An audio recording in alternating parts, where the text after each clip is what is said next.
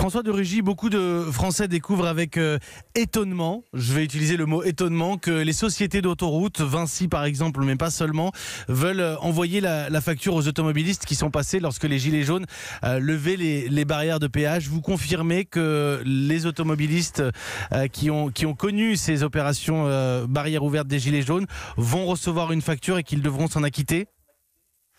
Non, on n'en est pas là. C'est surtout que ce que je peux confirmer, c'est les dégâts considérables qui ont été faits à beaucoup de barrières de péage, à beaucoup de stations de péage d'autoroute. Nous avons des dégâts, des barrières qui ont été cassées, des bâtiments qui ont été incendiés.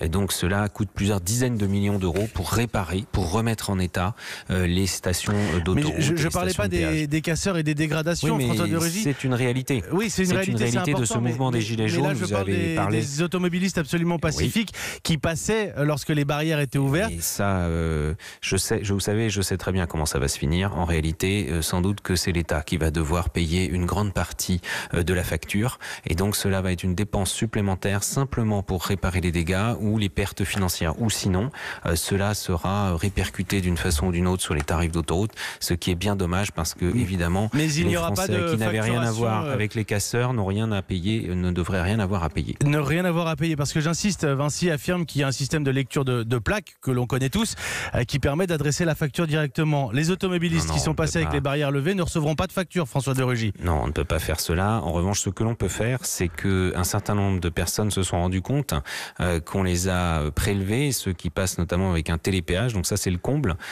pour un trajet plus long que ce qu'ils ont fait, parce qu'ils avaient été détectés à leur entrée sur le réseau autoroutier, et comme à la sortie les barrières étaient cassées, parfois ils n'ont pas été détectés à la sortie. Donc ça, évidemment, ce sera corrigé pour que les gens ne payent pas plus que ce qu'ils avaient à payer sur leur trajet réel. Mais tout ça pour dire quand même que ce sont des perturbations pour notre économie très lourdes. Vous avez parlé aussi des perturbations, bien sûr, pour le commerce, pour le secteur du commerce et pour les commerçants, notamment les petits commerçants de centre-ville. Et donc ça montre bien que je crois que maintenant toutes les conditions sont réunies pour que ce mouvement s'arrête et tous les dégâts qui vont avec. La hausse des tarifs des autoroutes, j'insiste là-dessus, vous avez les transports sous votre tutelle, François de Rugy. Vous avez dit que ce serait peut-être répercuté dans les prix. Est-ce que vous appelez les sociétés d'autoroutes à ne pas répercuter cette hausse de 1,9% des tarifs l'an prochain, celle qui est prévue ?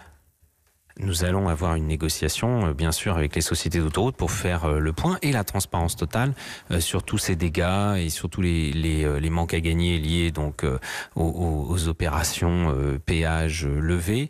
Et puis, par ailleurs, il y a tous les ans, de par les contrats qui lient l'État aux sociétés d'autoroutes, il y a des mécanismes de calcul, de réévaluation des tarifs.